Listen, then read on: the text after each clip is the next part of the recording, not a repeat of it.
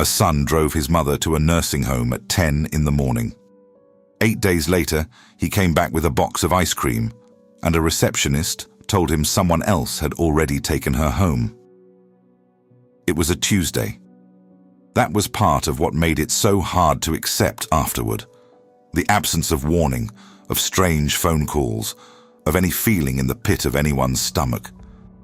Just a Tuesday in early November in Columbus, Ohio, with the maples on Indianola Avenue going the color of rust, and a light rain that had been falling on and off since sunrise.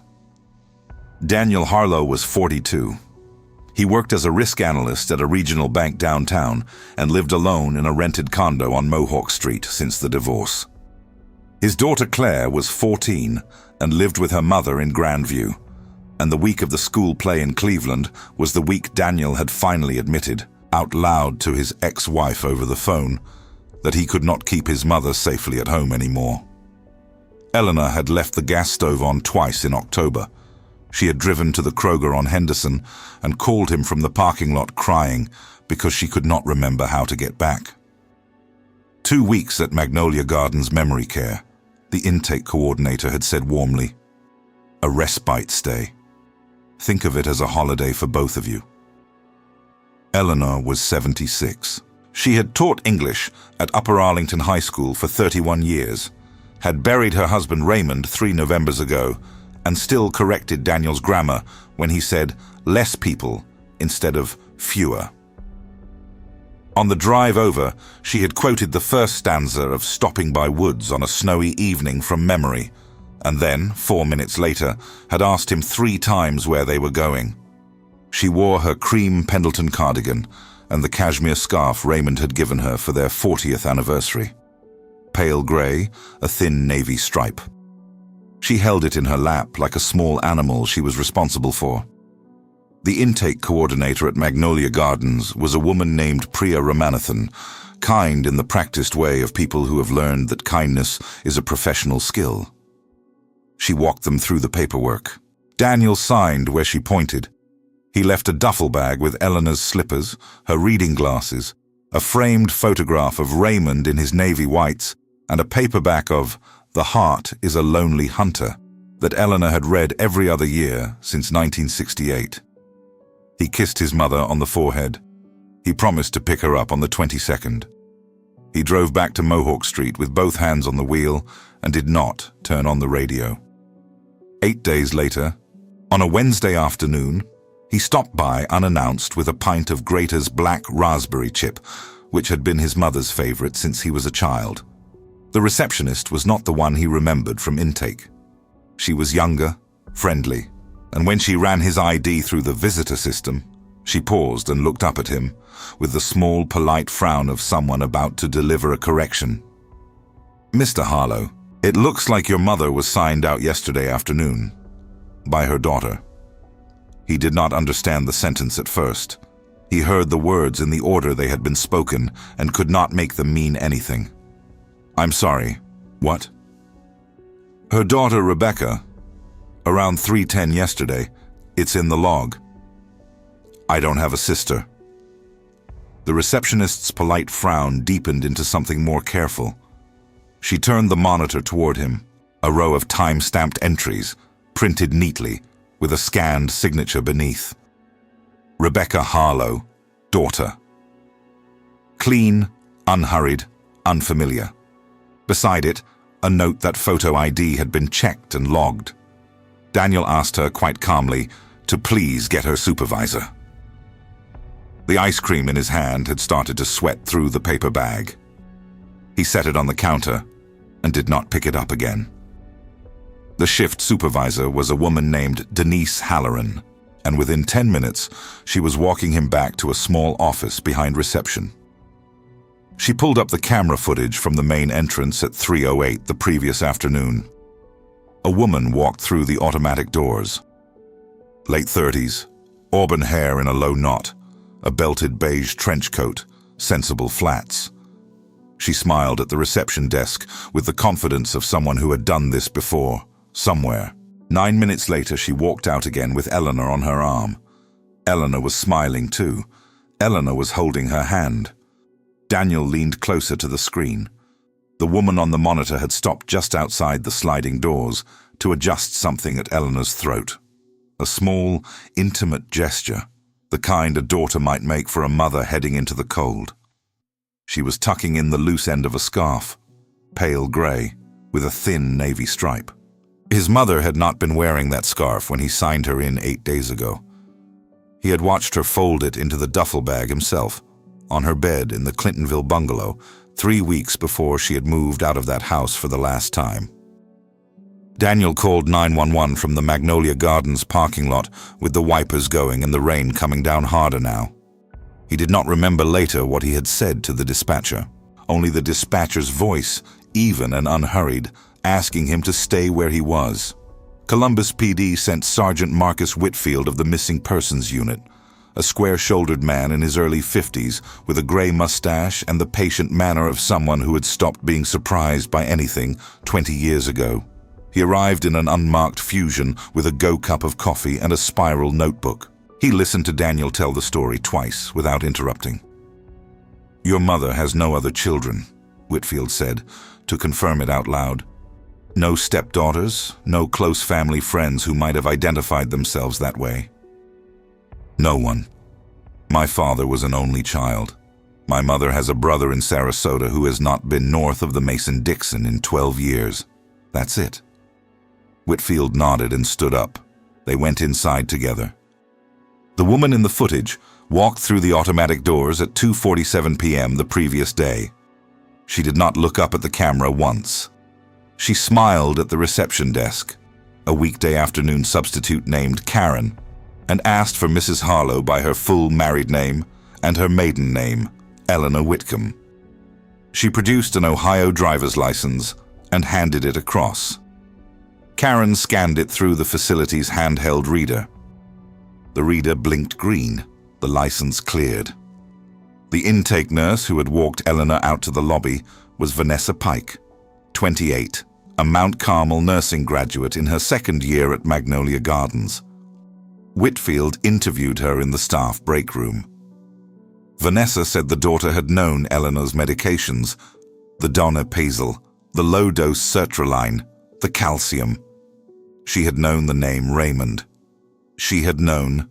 In a throwaway aside, Vanessa remembered only now that Eleanor had taught Beowulf to 11th graders for 30 years and held a grudge against the Seamus Heaney translation. Eleanor, Vanessa said, had walked out holding the woman's hand and calling her sweetheart. Alzheimer's could do that. Alzheimer's could make a stranger into a daughter in under a minute if the stranger knew what to say. While Whitfield spoke with Vanessa, Daniel drove back to his mother's Clintonville bungalow on Arcadia Avenue. The house had been empty since Eleanor moved to his condo in late October, a temporary arrangement that had lasted 6 days. The house still smelled faintly of her. Dove soap, stale coffee, the cedar of the hall closet. He went straight to the bedroom and the walnut box on the dresser, the hinged one with the tarnished brass latch where Eleanor had kept her paper life. Social Security card, Medicare card, a photocopy of the deed to the house. Her passport, expired in 2018. The box was empty, not ransacked, emptied carefully by someone who had known exactly what was in it. Daniel sat down on the edge of his mother's bed with the open box in his lap. He did not cry. He noticed that he was counting his breaths, the way a therapist had once taught him to do. And he noticed that the counting was not helping. He called Whitfield. Whitfield's voice on the other end of the line went, in one sentence, from patient to intent. He told Daniel to touch nothing else and to come back to Magnolia Gardens. By the time Daniel arrived, a second unmarked car was in the lot, and 2 plainclothes officers were pulling footage from the exterior cameras. The woman who had called herself Rebecca had parked a silver Toyota Highlander in the visitor lot at 2:44 p.m. Whitfield ran the plates from the driver's seat of the Fusion. The return came back in under a minute. The plates had been reported stolen 9 days earlier, on a Sunday morning, from the parking lot of St. Matthew the Apostle Catholic Church in Gahanna, where the owner had left the car while attending 10 o'clock mass. The license photograph, when Whitfield ran it through the Ohio BMV database, matched no record at all. It was a clean fabrication on blank stock that had, somehow, scanned green. 9 days. 9 days before the abduction, someone had stolen plates from a church parking lot, built a license good enough to fool a commercial reader, and rehearsed a daughter into existence. Whitfield sat with the laptop balanced on the Fusion Center console and opened a bulletin from the Ohio Attorney General's Elder Justice Task Force. He scrolled past the header and stopped at a list of 3 open cases from the last 18 months.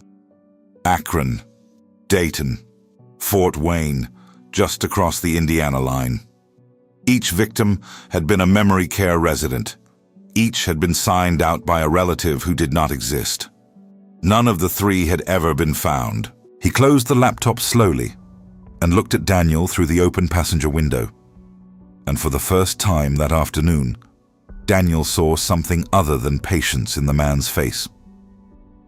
By Thursday morning, Whitfield was on the phone with Detective Alma Reyes of the Akron PD, lead on the oldest of the 3 task force cases. A 79-year-old widower named Harold Bregman, taken from a memory care facility in Cuyahoga Falls 16 months earlier. Reyes had the dry-voiced authority of a woman who had kept a case file open long past the point anyone else had stopped asking about it. She drove down from Akron that afternoon with a banker's box on the passenger seat and spread its contents across Whitfield's desk in a cinder-block office on Marconi Boulevard. 3 cases, 1 pattern. Every victim had been between 74 and 82. Everyone had been in the early to middle stage of cognitive decline. Everyone had owned a home, free and clear, worth north of $250,000. Bregman's Colonial in Cuyahoga Falls was valued at $290,000. The Dayton victim, a retired nurse named Charlotte Vickers, had owned a paid-off ranch in Oakwood worth $310,000. The Fort Wayne case, a widower named Paul Dorfler, had signed the final reverse mortgage payoff on his house 6 weeks before he disappeared. Eleanor's Clintonville bungalow had been paid off in the spring of 2019. Daniel had helped her make the final payment. He had taken her to lunch at Katzinger's to celebrate. Daniel spent Thursday night going through his mother's mail. He had been collecting it in a plastic bin on his kitchen counter since late October and had opened almost none of it. Buried between the electric bill and a Bed Bath & Beyond coupon, he found a glossy brochure from something called Heritage Senior Placement Services. Matte cardstock, a stock photograph of a gray-haired woman laughing over a jigsaw puzzle, an address that turned out to be a UPS store mailbox in a Worthington strip mall. Inside was a handwritten post-it. Mrs. Harlow, so glad we spoke. I'll check in next week. Warmly, R. Eleanor's landline call log, pulled later from her carrier, showed 3 inbound calls in September from a 614 number that had been deactivated the morning of the abduction. Whitfield had the brochure and the post-it in an evidence bag by Friday lunchtime. By then, the Highlander had surfaced on traffic cameras. It had left Columbus on I-70 heading east at 4:08 p.m. the afternoon of the pickup, passed through Zanesville at 4:40, and flickered off the last state-run camera near the St. Clairsville exit at 5:32. After that, it went dark. Whitfield stared at the map on his wall for a long time. The direction was Wheeling, West Virginia, and beyond Wheeling was the tangle of backroad Appalachia, where a silver SUV could disappear into a carport and stay disappeared. The break, when it came sideways. A housekeeper at Magnolia Gardens named Teresa Yoakum called Whitfield's cell on Friday evening from the parking lot of the Giant Eagle on High Street. She said she had waited to call until she was off the clock because she did not trust the facility director to keep her out of it. 3 weeks before Eleanor was taken, the same woman, the auburn hair, the trench coat, that voice, had come through Magnolia Gardens on what had been described as a tour for a senior placement consultancy. She had carried a clipboard, and worn a lanyard with a printed badge. She had introduced herself to Teresa in the east hallway and asked a string of questions that had stayed with Teresa because something about them had seemed off-angle. Which residents were the quietest? Which ones had the fewest visitors? Which ones, Teresa said. The woman had phrased it exactly this way. Didn't seem to have people checking in. Whitfield asked if the woman had come alone. Teresa said no. A man had waited in the parking lot for almost an hour, leaning against a black Ford F-150, heavyset, grey goatee, a camouflage ball cap. Teresa had not liked the look of him enough that she had written his plate on the back of a Kroger receipt and put the receipt in her purse, where it had stayed, forgotten until that afternoon. She read the plate to Whitfield over the phone. He was back at his desk inside 15 minutes. The plate came up registered to a James T. Coltrane, 54, address of record on Lincoln Avenue in Bridgeport, Ohio. The small river town directly across the Ohio from Wheeling, on the last stretch of I-70 before the camera coverage went dark. Coltrane had a 2011 federal conviction for Medicare fraud. He had served 31 months at FCI Morgantown and had come out in 2014. In 2017, he had been charged with financial exploitation of a vulnerable adult in Belmont County, Ohio, and the charge had been dismissed for insufficient evidence. Whitfield wrote the name on the whiteboard in block letters, stepped back, and looked at it for a long time before he picked up the phone to call the FBI field office in Cleveland. By Monday morning, the case belonged to 3 jurisdictions and a federal agent. Special Agent David Okafor of the FBI's Cleveland field office drove down to Columbus with a laptop bag and a second set of warrants already drafted. He was in his 40s, broad-shouldered, Nigerian-born, and raised in Shaker Heights, and he had worked elder financial crimes out of the Bureau's healthcare fraud desk for 9 years. He listened to Whitfield walk through the wall in the Marconi Boulevard office, the brochure, the post-it, the I-70 cameras, the name Coltrane, and then said quietly that he had been waiting for this file for longer than he wanted to admit.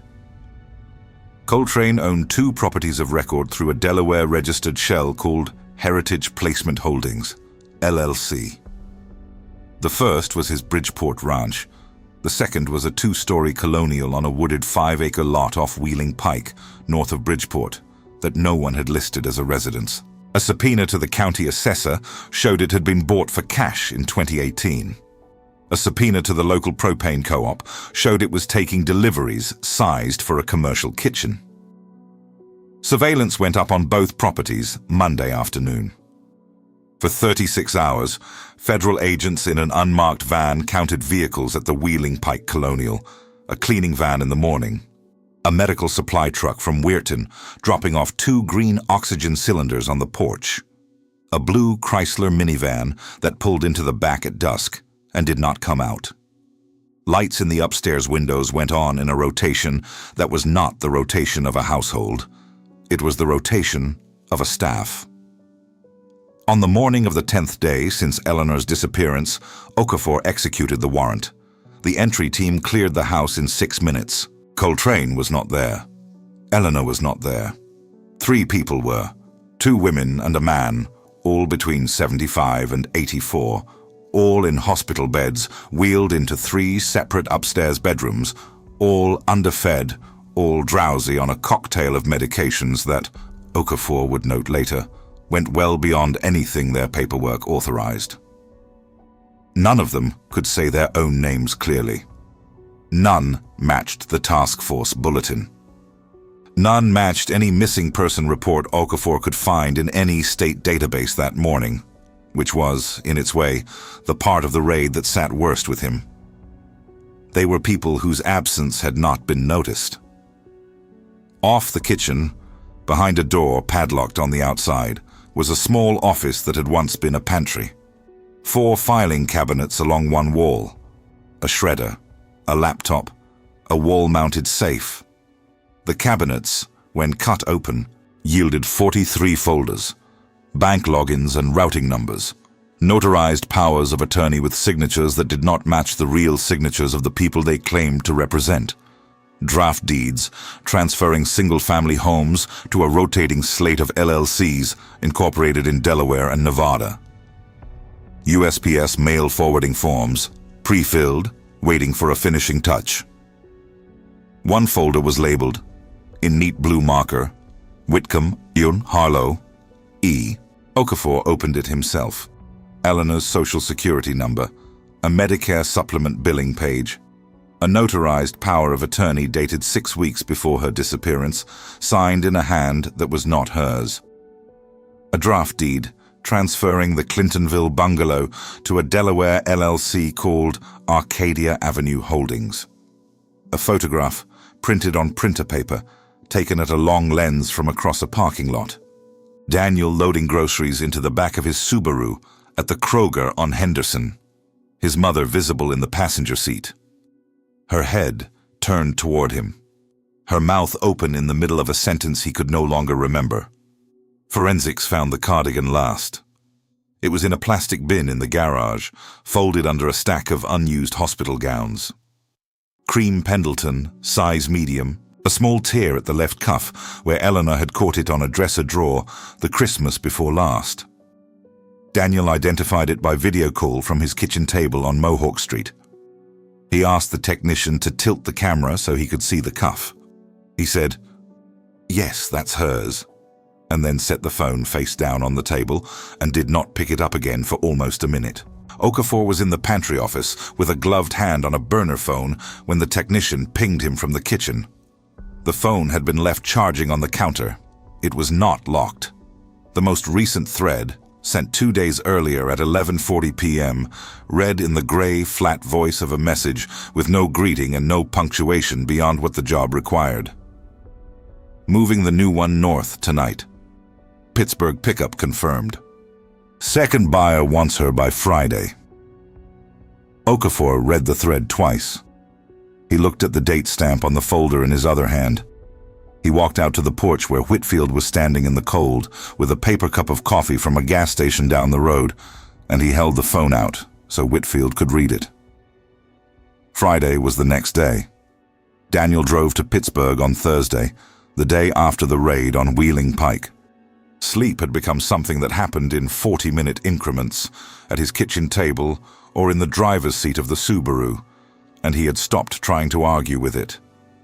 He took I-70 east through the same rain Eleanor had traveled in, 10 days ahead of him, and he did not turn on the radio. He met Lenora Prescott in a narrow brick row house on Butler Street in Lawrenceville, on a block of bakeries and tattoo parlors, and a Polish church that still rang its bells at noon. The row house was the office of a 2-person nonprofit Prescott had founded in 2018, called the Gray Lantern Project. She was 61, broad-shouldered, silver-haired, wearing a gray cardigan over a turtleneck and reading glasses on a chain. She had retired from the FBI's Pittsburgh field office in 2016 after 19 years on elder financial crime. She did not shake his hand when he came in. She poured him coffee from a carafe on a card table, pointed him to a folding chair and said, "Tell me what you already know, and tell me fast." He told her. He told her all of it. Magnolia Gardens, the post-it, the cardigan, the Kroger photograph, the text on the burner phone. Prescott listened without writing anything down. When he was finished, she nodded once and turned to face a corkboard on the wall behind her. The corkboard was Eleanor's case. It was Harold Bregman's case.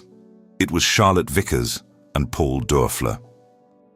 It was 4 other names Daniel did not recognize, and 3 blank index cards with only dates on them. Prescott had been building this board, she said, for 18 months.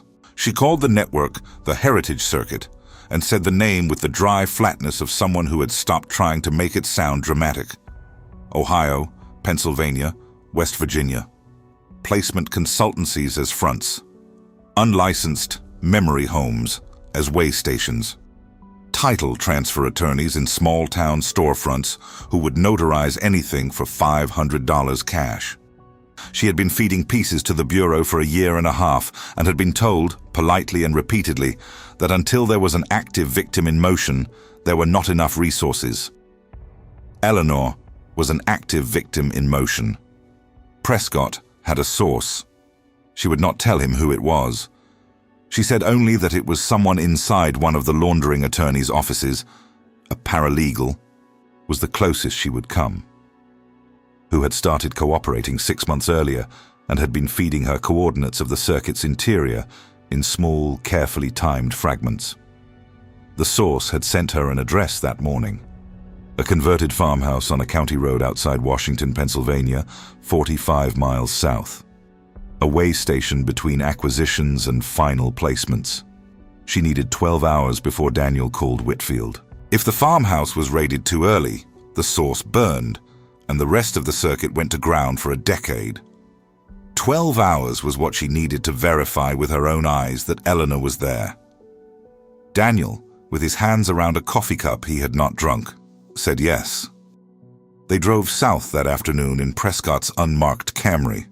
She pulled off a 2-lane blacktop a quarter-mile from the farmhouse and parked behind a stand of leafless oaks. The house sat back from the road on a long gravel drive, 2 stories, white clapboard, a wraparound porch, a detached garage with the doors shut.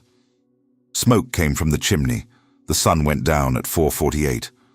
At 5:12, a woman came out onto the back porch to smoke. Auburn hair pulled into a low knot. Navy parka over what might have been a beige turtleneck. She stood with her back against the rail and looked up at the sky for a long time before she struck a match.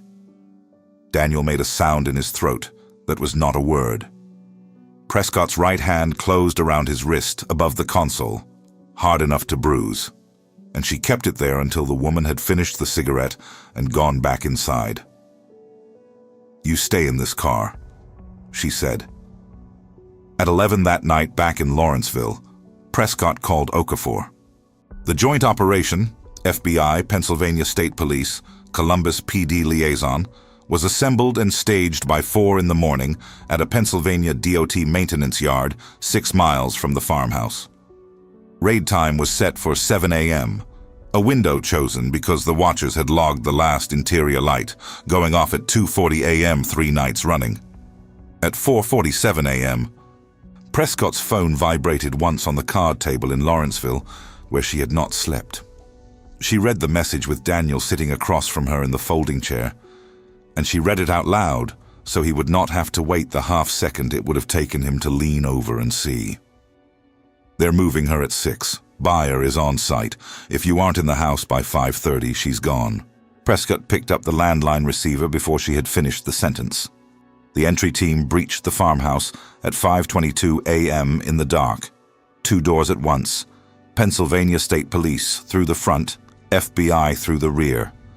Coltrane was in the kitchen in a flannel bathrobe, filling a thermos from a coffee maker, and he did not run. Marissa Doyle, the auburn-haired woman, 38, a former hospice intake administrator who had lost her Ohio nursing license in 2019 for diverting Schedule II medications, was caught 12 steps from a side door with a canvas duffel that held $14,000 in banded hundreds, 3 passports, and a Glock she had not had time to reach for. Terrence Gables, heavy-set and gray-goateed, the driver from the Magnolia Gardens parking lot footage, was stopped 3 miles down the access road in the black F-150. He gave up without a word. Eleanor was upstairs in a back bedroom at the end of the hall, sitting in a wingback armchair by a curtained window, wrapped in a quilt that was not hers. A tray table with a cup of tea on it, the tea gone cold. A paperback of "The Heart is a Lonely Hunter" face down on the arm of the chair. She was drowsy but not sedated past speech. She did not recognize the first agent who came in. She asked him, very politely, if he had come to take her home. Daniel was allowed up the stairs 41 minutes later, after the building was cleared and the paramedics had cleared her. He stood in the doorway and did not at first trust himself to walk across the room. Eleanor looked up. Her eyes moved over him the way they had been moving over everything in recent months. the small, heartbreaking pause of late recognition. And then she said, quite clearly, "You took an awfully long time, sweetheart." He sat down on the floor at her feet and cried for the first time since the parking lot at Magnolia Gardens. 2 other residents were recovered from the farmhouse that morning. A woman in her late 70s, whose paperwork gave a name no database recognized. And, in the smallest of the upstairs bedrooms, a thin, white-haired man in pajamas whom Detective Alma Reyes identified by a surgical scar on his left hand before she identified him by face. Harold Bregman of Cuyahoga Falls. Missing 16 months. Alive. What followed unspooled over the next 2 years in courtrooms and county clerks' offices. Coltrane was indicted federally on 27 counts: conspiracy, wire fraud, interstate transport for the purpose of financial exploitation, and a RICO enterprise charge that Okafor had been drafting, in pieces, for most of a year. Marissa Doyle pleaded to a reduced schedule in exchange for testifying against the buyers, the people who had purchased seniors the way some people buy identities, paying not to claim a life, but to drain one. 3 buyers were indicted in the first wave. 4 more remained unidentified when the case went to its first trial. The Clintonville bungalow came back through a civil action in the Franklin County Court of Common Pleas. The Delaware shell called Arcadia Avenue Holdings was dissolved. Eleanor moved into the spare bedroom of Daniel's condo on Mohawk Street. He hired Priya Ramanathan, who had left Magnolia Gardens the week after the abduction, as a live-out day aide. Eleanor did not remember being taken. She remembered, some afternoons, that she was supposed to be angry at her son, though she could not remember why, and Daniel did not correct her. In the spring of 2023, the Ohio legislature passed what the papers called the Harlow-Bregman Act, requiring photo identification, biometric verification, and a pre-registered caregiver list for the release of any memory care resident from any licensed facility in the state. It was imperfect and underfunded. It was also the reason that, in the winter of 2024, a facility in Toledo stopped a man at the front desk who had walked in claiming to be the grandson of an 81-year-old woman who did not have a grandson. Lenora Prescott pinned a new photograph to the corkboard in her Lawrenceville office, above the cards for Bregman and Vickers and Dörfler and the names Daniel had not recognized. It was a phone camera shot Okafor had taken at the farmhouse at sunrise. Daniel walking Eleanor through the front doorway, her hand on his forearm, her quilt trailing on the porch boards. Prescott did not frame it as a trophy. She framed it as the reason to keep going. On a Saturday afternoon the following April, Daniel found Eleanor on the small back patio of the Mohawk Street condo in the cream Pendleton cardigan that had come home in a forensic evidence bag and gone out again through a dry cleaner on 3rd Street. She was holding a small, smooth stone she had picked up from the border of the patio planter. She turned it over once in her hand, as if checking its weight, and slipped it into the left pocket of the cardigan. She did not explain. He did not ask. "I like to keep a few things," she said without looking up, "where I can find them."